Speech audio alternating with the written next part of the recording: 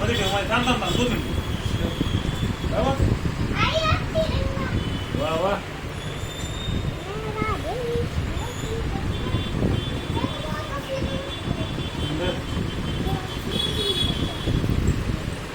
तर मित्रांनो, आम्ही आलो आता धारेश्वर मंदिरात महादेवाचं दर्शन घ्यायला.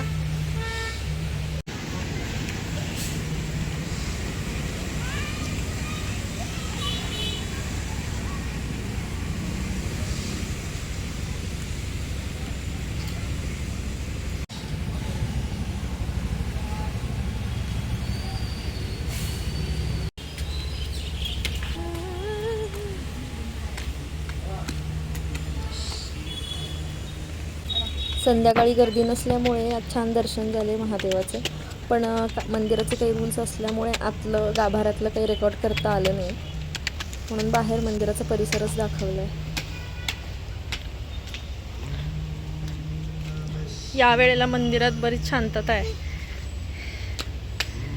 पाऊस असल्यामुळे गर्दी नाही आहे. मंदिराचा परिसर आहे हा.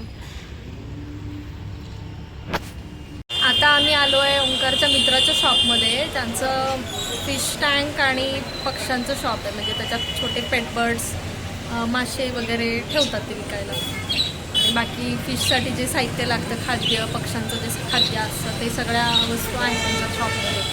तर मुलांची चालू आहे मजा, खेळणं, बागडणं आणि मासे वगैरे.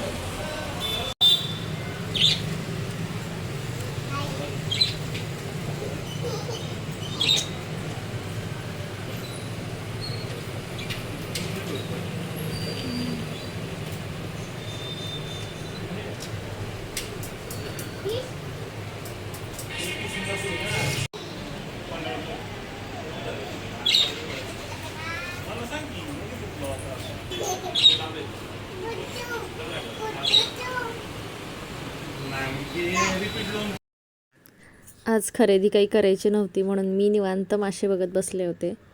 मस्त रंगीबेरंगी वेगळे वेगळे मासे होते. छान वाटतं ना पाण्यातल्या प्राण्यांना असं बघायला.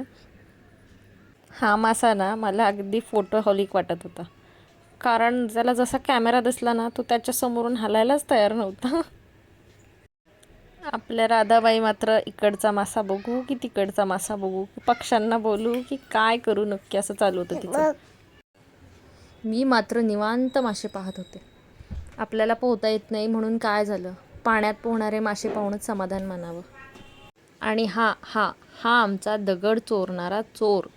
काय ऑब्सेशन आहे काय माहिती रुद्रांशला दगडांचं आणि गोट्यांचं. आणि त्याला फॉलो करणारी ही राधा. दादा जसं करेल तसं मी 100% करणारच. हा मोटिव्ह घेऊन जन्माला आलेली पोरगी ही. आगाऊ पोरगी, आगाऊ राधा.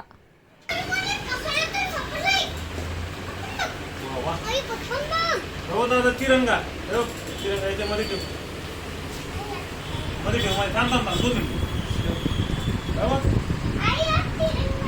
वा वा.